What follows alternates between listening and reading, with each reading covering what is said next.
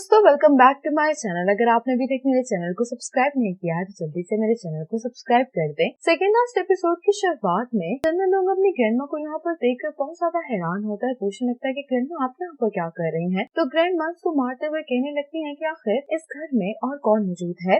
आखिर तुमने अपने बेडरूम में किसको छुपाया हुआ है? चंदन अपनी ग्रैंडमा को समझाने की कोशिश कर रहा होता है कि ऐसी कोई बात नहीं है। इनके शोर की वजह से सुनचा की आँख खुल जाती है। चंदन अपनी ग्रैंडमा से कहता है कि आप मुझे मार सकती हैं, लेकिन अगर नेबर्स मुझे इस तरह से देखेंगे तो अच्छा नहीं लगेगा। ये सुनकर ग्रैंडमा कर्टन्स आगे कर देती हैं, कहती हैं कि आज तो मैं तुम्हें बहुत मारने वाली हूँ। इतने में समझिया यहाँ पर आ जाती है और ग्रैंडमा से कहने लगती हैं कि आप इसको नहीं मारे, मैं यहाँ पर खुद आई थी। तो ग्रैंडमा कहती हैं कि तुम इसको प्रोटेक्ट करने की कोशिश नहीं करो। ग्रैंडमा एक सेंसिबल इंसान है, इसलिए मैं तुम्हारे साथ ज्यादती नहीं होने दूंगी। ये कहते हुए फिर से ग्रैंडमा चन्नदोंग को मारने लगती है, लेकिन समझिया ग्रैंडमा को रोकती है और कहने लगती है कि अगर आप चन्नदोंग को मारना चाहती हैं तो फिर आप मुझे भी मारें। समझिया कहने लगती है कि मेरी मॉम को भी पता है कि मैं चन्नदोंग के बगैर नहीं रह सकती। तो ग्रैंडमा कहती है कि मैं तो पुराने वक्तों की हूँ, इसलिए मैं ये सब बर्दाश्त नहीं कर सकती। ग्रैंडमा चन्नदोंग से कहती है कि तुम अपने घुटनों के बल बैठ जाओ। तो चन्नदोंग कहता है कि मैं भला ऐसा क्यों करूँगा? ग्रैंडमा कहते हैं कि अब तुम मुझसे इस बात पर भी सवाल कर रहे हो। ये चन्नदोंग से कहती है कि तुम दोनों अब शादी कर लो। चन्नदोंग कहते हैं कि ग्रैंडमा ये तो हम डिसाइड करेंगे। ग्रैंडमा कहती है कि अभी भी डिस्कशन की जरूरत है। ग्रैंडमा चन्नदोंग से कहती है कि क्या तुम इसको छोड़ना चाहते हो, और सुंचा से भी कहती है कि क्या शुरू से तुम्हारा यही प्लान था कि तुम एंड में मेरे पोते को छोड़ दोगी? तो सुंचा कहती कि ग्रैंडमा मैं ऐसा कभी नहीं करूंगी, लेकिन ये सब बहुत अचानक है। ग्रैंडमा कहती है कि ठीक है, फिर तुम दोनों एंगेजमेंट कर लो, और अगर ऐसा नहीं हुआ तो चन्नदोंग से कहती है कि मैं तुम्हें बहुत मारूंगी। चन्नदोंग नीचे बैठ जाकर अपनी ग्रैंडमा से कहता है कि आप मुझे मार सकती हैं, लेकिन प्लीज आप उसको एम्बैरेस मत करें। आप भला इस तरह से हमें शादी के लिए फोर्स कैसे कर सकती हैं? ग्रैंडमा को ये सुनकर इतना गुस्सा आता है कि ये डेकोरेशन पीस उठाकर चन्नदोंग को मारने वाली होती है, लेकिन सुंचा आगे आ जाती है। अब सुंचा को वो सारी बातें याद आने लगती हैं जो इसने ग्रैंडमा से उस दिन पार्क में की होती हैं। ये बातें याद आते ही सुंचा भी चन्नदोंग के साथ नीचे बैठने लगती है। चन्नदोंग इसको नीचे बैठने से रोक रहा होता है और ग्रैंडमा के बारे में कुछ कहने लगता है, लेकिन सुंचा इसको बोलने नहीं देती। सुंचा ग्रैंडमा से कहती है कि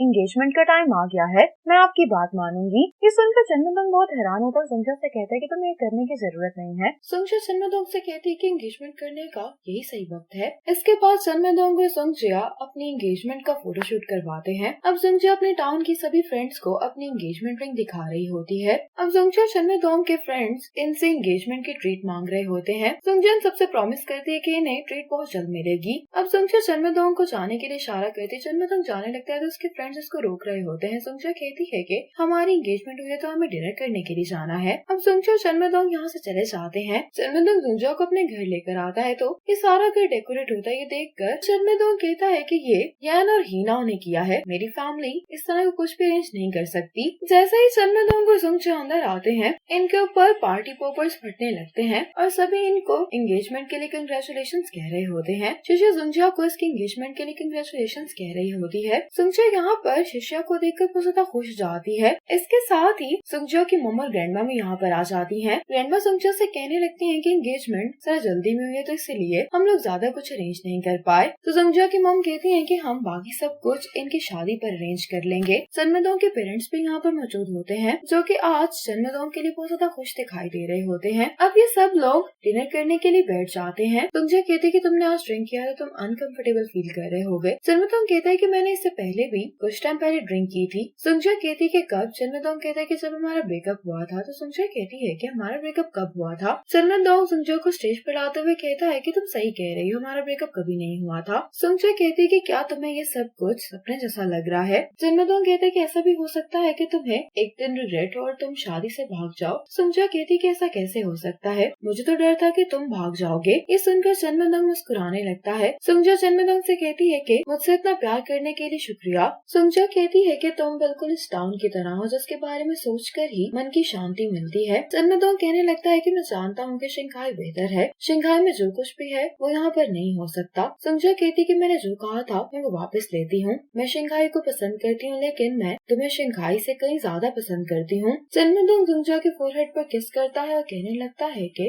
मैं भी तुम्हारा थैंक्स करना चाहता हूँ। आज पहली दफा मैं और मेरे पेरेंट्स एक साथ इतना खुश थे, मुझे ऐसा लगा जैसे पास्ट की जितनी भी प्रॉब्लम्स थी वो खत्म हो गई। सुंचा कहती है कि वो इसलिए क्योंकि अब तुम्हारे पास फैमिली है। चन्नदोंग सुंचा को हक करते हुए कहता है कि मैं उम्मीद करता हूँ कि मैं दोबारा कभी भी ऐसा महसूस ना करूँ कि मेरी फैमिली ने मुझे मुझे छोड़ दिया है। सुंगजिया कहती है कि मैं हमेशा तुम्हारी फैमिली रहूंगी। जन्मदोंग कहता है कि मुझे तुम पर भरोसा है। अब जन्मदोंग और सुंगजिया यहाँ पर डांस करने लगते हैं। घर वापस आकर सुंगजिया अपनी मॉम और शिशिया के साथ ड्रिंक करती है। आज सुंगजिया की मॉम इसके लिए बहुत खुश होती है और इमोशनल भी। रात को यान से पानी पीने के लिए उठता है तो ये यहाँ पर सुंगजिया की आवाज को सुनता है। यान कहते कि क्या तुम इतने खुश हो कि अब तुम्हें नींद नहीं आ रही। सुंगजिया कहती है कि मैं किसी सूरत भी जन्मदोंग को नहीं खो सकती। यान कहते कि क्या तुम नींद में हो? आज तो इतना बड़ा दिन था तुम्हारे लिए, अब तुम इस तरह की बातें क्यों कर रही हो? तो सुंगजिया कहती कि कुछ दिन बाद मैं शंघाई चली जाऊंगी, इसीलिए जन्मदोंग फिर से उदास हो जाएगा। अगली सुबह शिष्या तैयार होते हुए सुंगजिया से कह रही होती है कि इन्वेस्टर्स को तो इंस्पेक्ट करने के लिए अगले महीने आना था, लेकिन वो कल अचानक क्यों आ रहे हैं? सुंगजिया इसकी बात को कोई जवाब नहीं देती। शिष्या कहती कि क्या तुम वाकई में आज मेरे साथ वापस नहीं जा रही? सुंगजिया कहती कि जब भी मैं सोचती हूँ कि मैं जन्मदोंग को इस बारे में बता दूंगी, लेकिन मैं जन्मदोंग को कुछ भी करके बता ही नहीं पाती।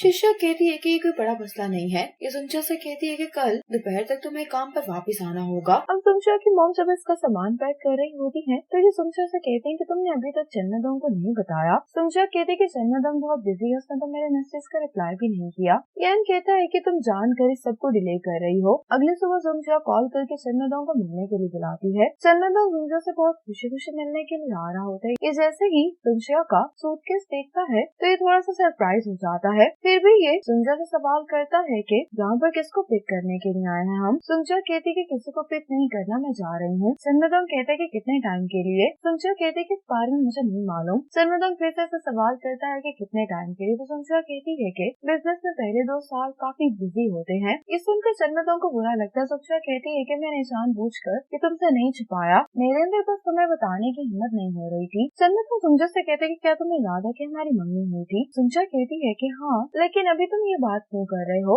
जन्मदोंग सुंगजिया से कहता है कि क्या तुमने कुछ सोचे बगैर ही शादी का फैसला कर लिया था? सुंगजिया कहती कि जैसे मैं अपने दिन यहाँ पर गुजार रही हूँ, मैं ऐसे ही सारी जिंदगी नहीं गुजार सकती ना। तो जन्मदोंग कहता है कि फिर तुमने आने वाले दिनों के बारे में क्या प्लानिंग की है? इतने में यहाँ पर अनाउंसमेंट शुरू हो जाती है कि शंघाई की ट्रेन कुछ देर में निकलने वाली है। अनाउंसमेंट सुनकर जन्मदोंग कहता है कि तुम जाओ, तुम्हारी ट्रेन मिस हो जाएगी। ये कहकर जन्मदोंग जाने लगता है तो सुंगजिया कहती है कि मैं तुम्हें छोड़ नहीं रही, तुम मेरे इस ट्रिप को एक बिजनेस ट्रिप कंसीडर करो। जन्मदोंग सुंगजिया से कहते कि अगर तुम वाकई मुझे छोड़कर जाना चाहती हो तब भी मैं तुम्हारे डिसीजन की रिस्पेक्ट करता हूँ। जन्मदोंग कहते कि शुरू से लेकर अब तक मैं कभी भी तुम्हारे सपनों के दरमियान नहीं आया, लेकिन तुम शादी को मजाक नहीं समझ सकती। सुंगजिया रोते हुए कहती है कि तुम मुझे गलत समझ रहे हो। जन्मदोंग कहता है कि तुम शंघाई वापस जाकर इस बारे में गौर से सोचना। सुंगजिया कहती है कि मैंने इस बारे में अच्छे से सोचा है। जन्मदोंग कहता है कि फिर तुम मुझे रिंग वापस कर दो, हम ये प्रिटेंड करेंगे जैसे ये एंगेजमेंट कभी हुई नहीं थी। सुंगजिया जन्मदोंग से कहती है कि मैं तुम्हें ये रिंग वापस नहीं करूंगी। जन्मदोंग जबरदस्ती से रिंग वापस लेने लगता है। सुंगजिया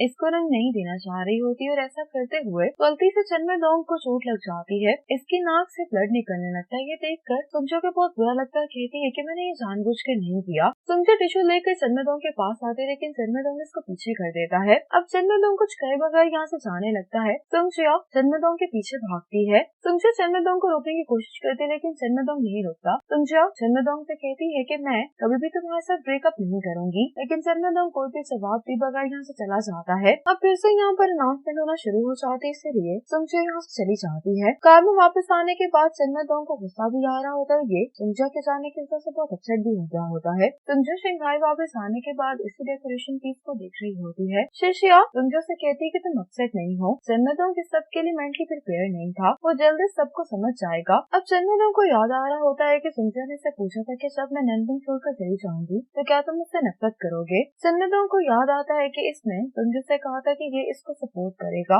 आज जन्मदोंग ग्रैंडमा से कहता है कि इस फोर्स मैरिज के लिए आपको रिस्पॉन्सिबिलिटी लेनी होगी। ग्रैंडमा कहती है कि लेकिन सुंगजिया भी एग्री हो गई थी। जन्मदोंग कहते लेकिन एंगेजमेंट के बाद भी हमारी प्रॉब्लम सॉल्व नहीं हुई। ग्रैंडमा कहते हैं कि तुम इस बारे में आराम से सोचो। जन्मदोंग कहता है कि मेरी और सुंगजिया की फ्यूचर लाइफ को लेकर जो एक्सपेक्टेशंस हैं वो बहुत ही एक दूसरे से मुख्तलिफ हैं। ग्रैंडमा कहती है कि मुझे लगता है कि तुम सुंगजिया को सही से जज नहीं कर पाए। जन्मदोंग कहता है कि जितना भरोसा आप उस पर करते हैं उतना मैं भी करता हूँ, और सुंगजिया को जो कुछ चाहिए उसके लिए वक्त और डिस्टेंस की जरूरत है। ये कहकर जन्मदोंग जाने लगता है तो ग्रैंडमा कहती है कि तुम क्या चाहते हो। जन्मदोंग कहता है कि आपने यही सवाल मुझसे तब पूछा था जब मेरे पेरेंट्स की डिवोर्स हुई थी। मैंने आपसे कहा था कि मैं अपनी मॉम से नफरत करता हूँ, इसलिए मैंने फैसला किया मैं आपके और ग्रैंडपा के साथ रहूंगा। लेकिन अब की सिचुएशन डिफरेंट है, मैं सुंगजिया से नफरत नहीं करता। मैंने सुंगजिया को इसलिए जाने दिया क्योंकि मैं मैं जानता हूँ कि एक बेटे के साथ औरत का दोबारा शादी करना बहुत मुश्किल हो जाता है, लेकिन मैंने नहीं सोचा था कि इस वजह से मैं मजीद अगले 10 सालों के लिए